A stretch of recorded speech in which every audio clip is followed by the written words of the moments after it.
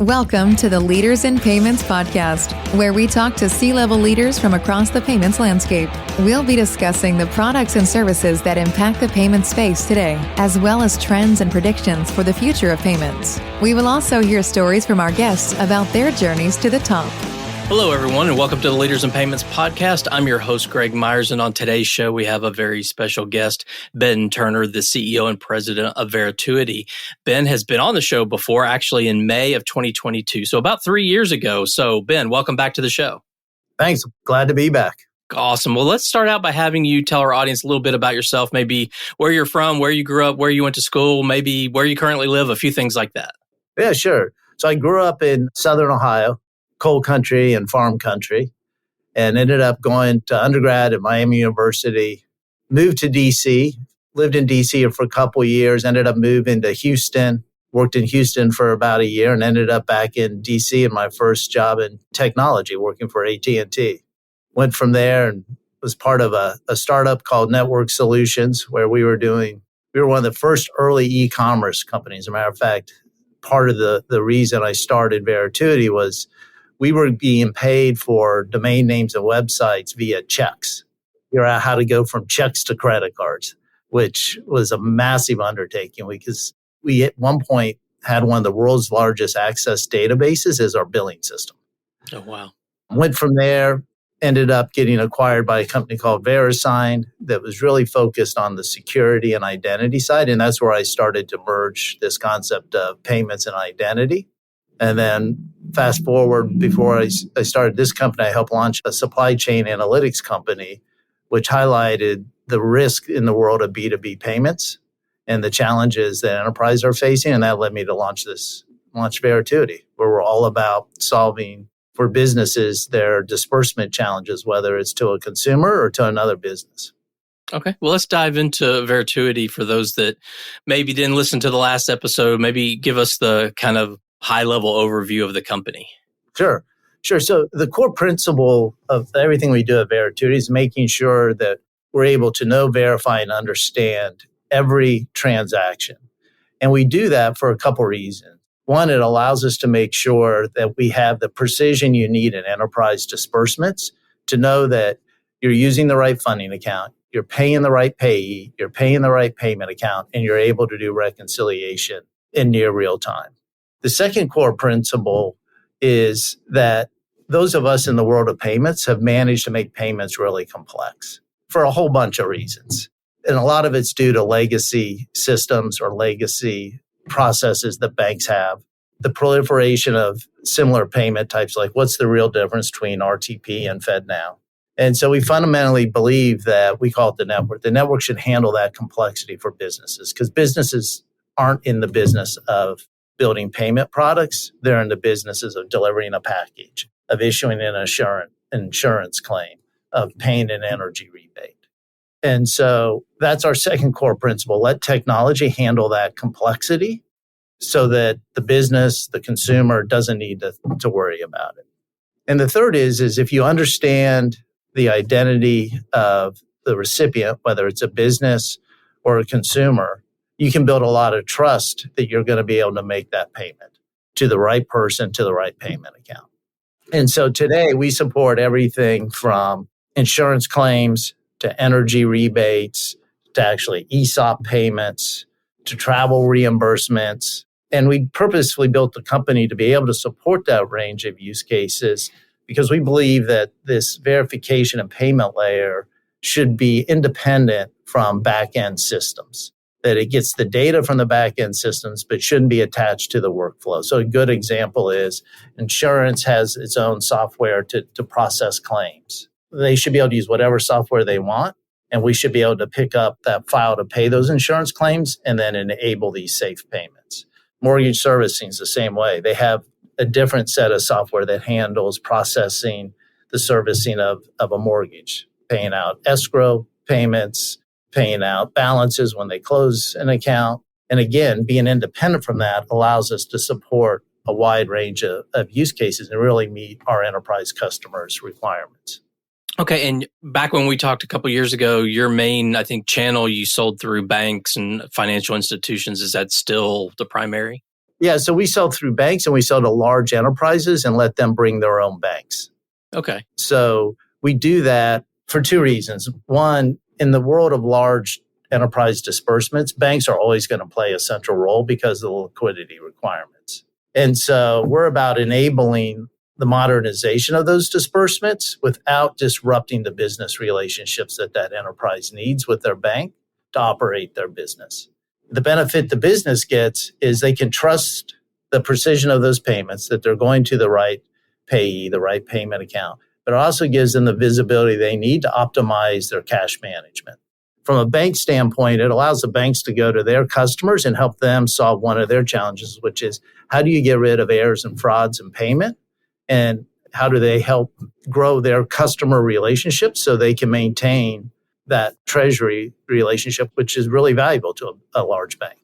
So I think, we recently announced an investment and partnership with Citizens Bank, where we're providing the underlying infrastructure for their disbursement product. And it's all about that verification layer, making sure that they can support mitigating errors and fraud, making sure they can deliver the visibility their enterprise customers need to modernize their disbursements. And I know we talked last time a good bit about choice, like who chooses how someone gets paid. So curious if that's changed or still kind of the same theory. Yeah, so it's the same theory, but the interesting thing is payment choice or payment optionality is table stakes. Like anybody in the B2B or B2C payment space is going to be able to offer it. What we do that's unique, though, is that understanding every transaction and verifying every transaction provides the information on what's the right payment optionality for a specific payment. And then we layer on top of that is what is that enterprise's preference to offer from payment types, whether it's pay by bank, whether it's virtual card, whether it's a combination of both, whether it's Venmo, whatever they matches to their business model, then we'll have that overlay. So we're making that choice or providing those options to the payee based on risk, based on the enterprise or payer's preferences, and then based on the transaction thresholds for each of the payment types. Okay. And with all the talk lately in the last couple of years, faster payments and speed, has that become more critical, or is the security and making sure you get it right more important than the speed? Yeah, I mean, what's really more important is getting rid of the errors and fraud, because the truth is, in the world of enterprise payments, it's a negotiated thing. So we actually talk about it as on-time payments. So whether I've agreed to pay my supplier or pay that insurance claim in 5 days or 15 days or right now is really what you're delivering against. More importantly, with the way we look at the world is you're also trying to optimize the cash management for our enterprise customer. So it's the timing of the debit and credit that really matters. So real time is more valuable often on the debit side than it is on the credit side. Because if I'm going to pay an insurance claim on day 25 or pay a supplier on day 45, I want to initiate that payment either that day or the day before, so the money sits in my bank account longer. Okay. And I think back then, 2-3 years ago, you were in about 100 or able to disperse to 140 countries through your banks. Is that still the same? Yeah, we're north of that now. So, internationally, we support 5 different payment types. We've formed a pretty unique partnership with MasterCard around Move, where we're not only domestically, but also for cross-border enabling Move. One of the things that we're able to do, because we look at the world as a data problem, is for banks, we can implement things like push to card or cross-border without touching their core systems. It's all about using their existing rails to do the debits and credits. Okay. Well, what would you say differentiates Verituity from your competitors? Yeah, it really is this comprehensive approach to verification, right? We actually start at the point of that file, that disbursement file leaving, whether it's an ERP or a treasury system or a bank's core system, and start the verification process there to catch those anomalies, those errors, and the fraud activity before you even start to try to process the payment.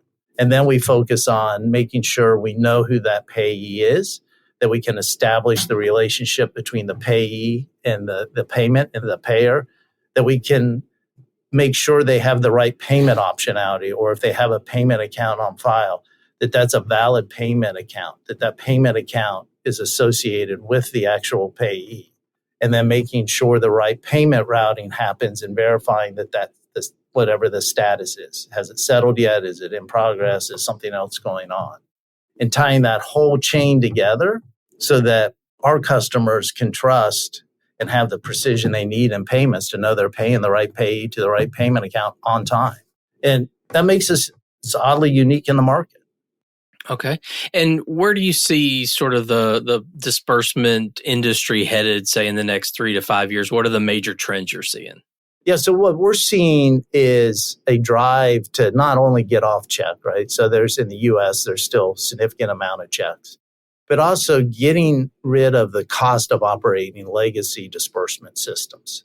As everybody's feeling cost pressures, there's 3 things that drive that. One is just the flat out errors and fraud that happen, right? And oftentimes in a large enterprise, there's more errors than fraud, but the dollar amount of the fraud's larger. The second thing is the bad guys are getting more sophisticated and constantly active. So our entire platform is built around AI. And it's not just AI that each part has its own model. It's all linked together so you get a good decision for the enterprise. And then overlaying that are the enterprise's policies of what is an acceptable risk. How should that payment be routed? What are the right payment types? And so what we think is going to happen in the world of disbursements is you have this cost and error and fraud factor driving the need of modernization. But where we think it's headed is because you're solving for that and because you create better visibility is you can now optimize the cash. A lot of large enterprises are slow to move off check because they like the float. Well, you can create the float in digital if you have the visibility and the intelligence on how to manage those debits and credits. And that's where we think it's headed. Okay. And I think when we talked 3 years ago, there was some talk about crypto. I don't know if there's been any advances in dispersing through crypto or stable coins or anything, but curious what's going on there. We can do it, but we see no demand. And my view is that as the regulatory environment shifts a little bit on that, and with the current administration's push, that will start to change, right? But if you think about it as an enterprise, the fluctuation in value risk, you don't want to bear. So the way we approach it is the same way we approach cross-border is shift that risk to your payee and let them decide when they want to lock in the rate. Okay, that makes sense. Yeah, it's curious. There's little demand. I mean, I don't know anyone that wants to get paid with crypto. I mean, maybe that's coming in the next few years, but I certainly don't at least hang around with anybody that's getting paid in any kind of disbursements with crypto.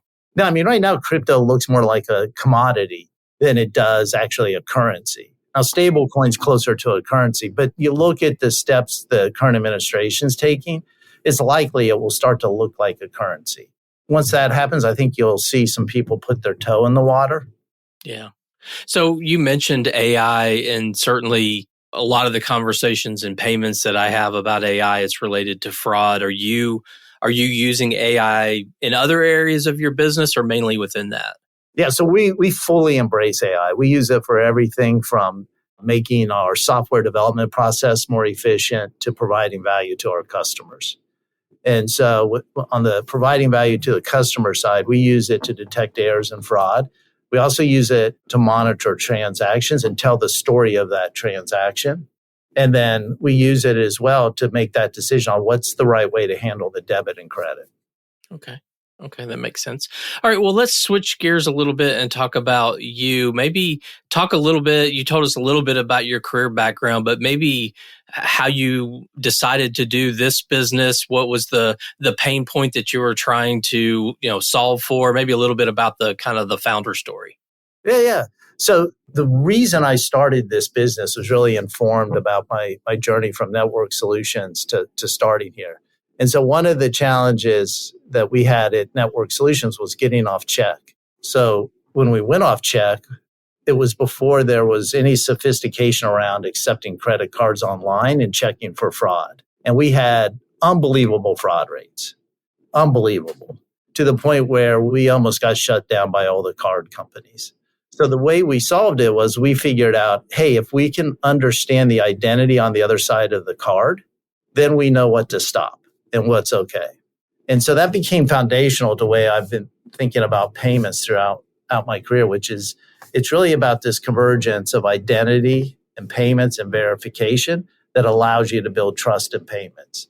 So when I was at this supply chain risk company, it was the same thing that we were seeing with suppliers. There's not only risk in the supply chain, but the payment part of the supply chain was very challenging because it's easy to insert fraud.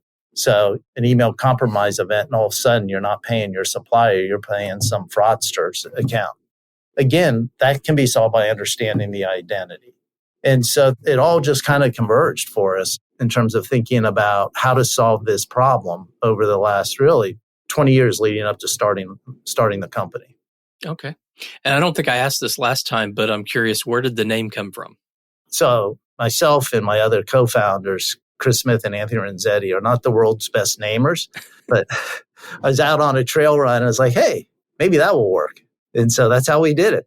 Nothing very sophisticated. Well, good. No, so not the 4-hour brainstorming on the whiteboard or anything like that. No, trust me, if the three of us had done that, the name would have been horrible.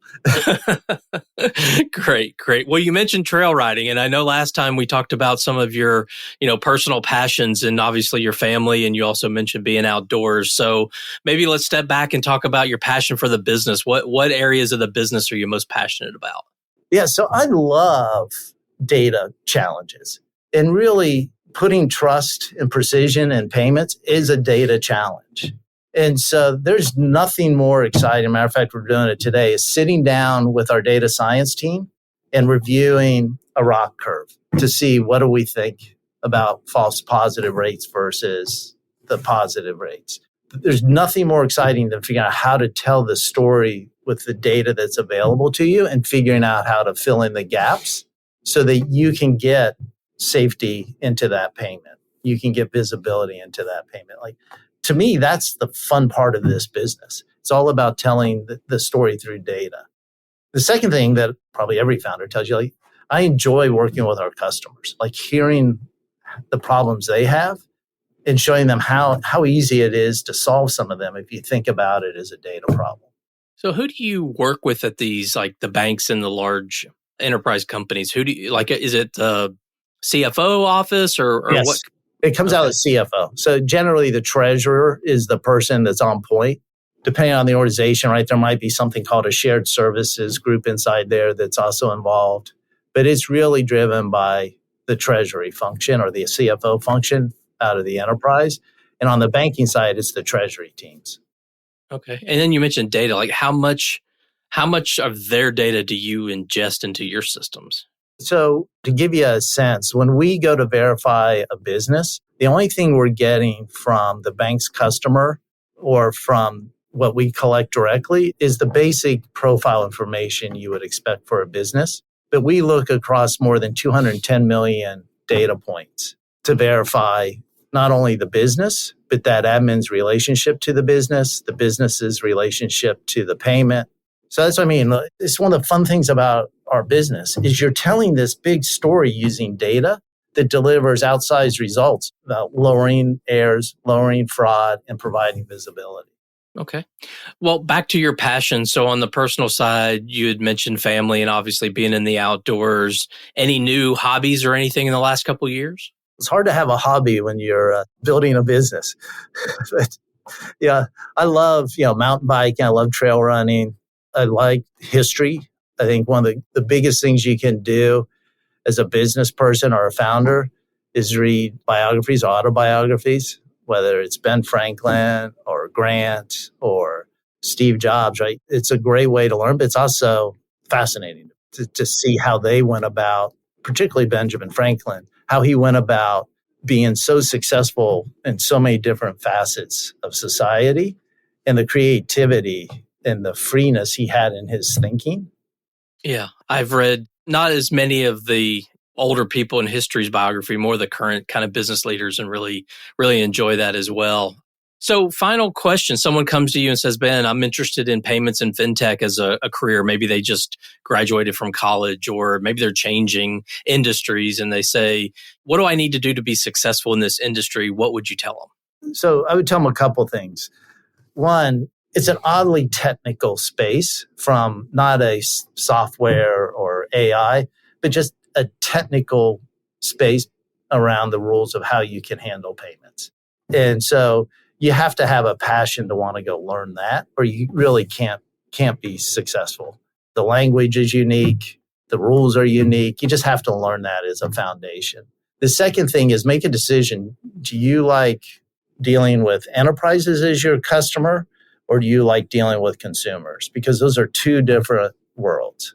And then you throw in banks. If you like banks, then you can have a third world. But you really have to pick one of those focuses, because you have to become an expert in that broader market. And then the third thing is just look at the world differently. Like, one of the reasons I'm giving a speech soon on, what's the similarity between Benjamin Franklin, Bob Dylan, and Steve Jobs in building a payment business. Well, they all require first principle thinking, right? They change the world by thinking about things differently. And I think if you're going into a fintech, that's what you want to go in with the mindset. You want to find fintechs that are thinking like that. Yeah, I love that last piece of advice. That's interesting. I think there are a lot of fintechs thinking differently. So there's some opportunity out there. Well, Ben, we've covered a lot of ground so far about you and the company. Is there anything else you'd like to add before we wrap up the show? No, this was great. Okay. Well, Ben, thank you so much for being here. I really appreciate your time. I know your time is very precious. So thanks again for being on the show today. Thank you. Take care. Take care. And to all you other listeners out there, I thank you for your time as well. And until the next story. Thank you for joining us this week on the Leaders in Payments podcast. Make sure you visit our website at leadersinpayments.com, where you can subscribe to the show and where you'll find our show notes. If you enjoyed listening, please share on your social channels as well.